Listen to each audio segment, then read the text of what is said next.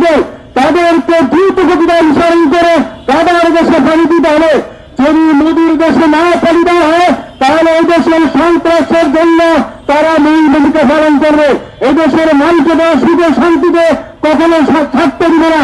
যেমন তাদের থাকতে দেয়নি ওই সময়কার সিরাজউদ্দৌলা শাসন থেকে শুরু করে আমরা ইতিহাসগুলো যাই নাই। ওই মির্জা ফখরুদ্দিন, ওই কুরুচিপূর্ণ নেতৃবৃন্দ যারা এখনো বসে আছে আমরা ভুলে যাই নাই। এই ঢাকা বিশ্ববিদ্যালয়ের কাছে থেকে আমরা আমাদের মনে হয় সেই শহীদ আব্দুল মালিকের কথা রক্তের বিনিময়ে আজকে ঢাকা বিশ্ববিদ্যালয় ছাত্র শিবিরের জয় হয়েছে। আমরা জানি যে এই সত্য চিরদিন মিথ্যাকে দিয়ে আর এর জন্য থাকতে হবে আমাদের ঐক্যবদ্ধ। আমরা বক্তব্য করে বলবো আপনার নেতৃত্ব দেশকে আগানোর জন্য আপনার মধ্যে আপনি মুসলিম কারো দেশপ্রেমিক আর কারো দেশদ্রোহী আমরা বিভিন্নভাবে দেখি।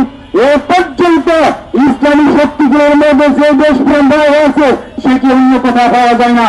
তাই আমরা বলবো আপনাদের কাছে যারা উপস্থিতি আমি নিবেদন করব দেশের স্বাধীনতা সার্বভৌম রক্ষা করার জন্য ইসলামপন্থী দলগুলোর সাথে একাত্মবোধ ঘোষণা করার কথা ঘোষণা করে আওয়ামীপন্থী সন্ত্রাসীদেরকে দেশে বিদেশে তারা যত সন্ত্রাস করে যাচ্ছে তাদেরকে এখন সময় আছে উপযুক্ত তাদেরকে শাস্তি ব্যবস্থা করা আরো এবং তাদের সকল নিয়োগ করা সম্পত্তি রাষ্ট্রীয় কোষাগারে জমা রাখা এবং 26-এর জুলাই শহীদদের জন্য সেই অর্থ বিনিয়োগ করা এবং তাদের পরিবারকে স্বাবলম্বী করার জন্য যথাযথ ব্যবস্থা করার জন্য আমরা বিনীতভাবে আবেদন করছি।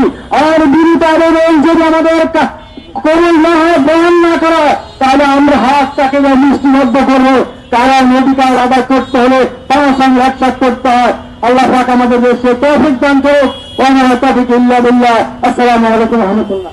সেই যারা আমাদের গায়ের উপর চেপে বসেছিল সেই পেশিবাদ, যেই পেশিবাদের কারণে আমরা সাধারণ নাগরিক ছিল না কোনো অধিকার, ছিল না কোনো আমাদের ভোটাধিকার, ছিল না সামাজিক মর্যাদা।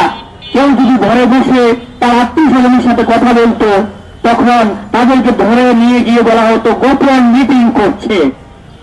সম্মানিত ভাইয়েরা, অসংখ্য মানুষ গুম হয়েছে যারা আজ পর্যন্ত ফিরে আসেনি।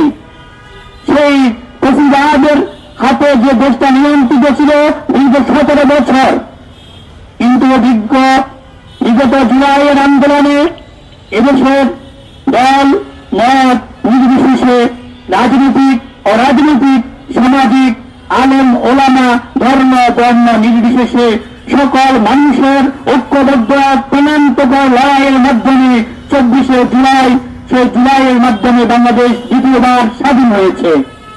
কিন্তু একটা দুঃখের বিষয়, সেই পেশিবাদ যাদের 17 বছরের অত্যাচারে বাংলাদেশের মানুষের কণ্ঠরোধ করা হয়েছে, মানুষের জীবনকে ধ্বংস করা হয়েছে, সেই পেশিবাদের প্রতাপটা তাদের দূষকদেরকে এখনো বিভিন্ন জায়গায় অ্যাক্টিভ দেখা যায়। দেশ বিরোধী ষড়যন্ত্র করার কাজে তারা নিমজ্জিত। তারা দেশের মানুষকে শান্তি দেয় নাই।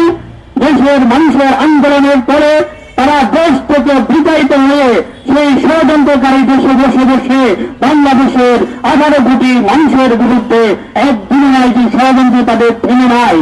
সুতরাং এই ষড়যন্ত্রকারীদের দেশ বিরোধী তারা বিদেশে গিয়ে দেশের স্বার্থ বিক্রি দেওয়ার জন্য দিনের পর দিন দেশে একটার পর একটা অবদান ঘটানোর জন্য যারা প্রাণান্তক চেষ্টা করছে তাদেরকে ঐক্যবদ্ধভাবে দেশের জনগণ প্রতিহত করতে হবে।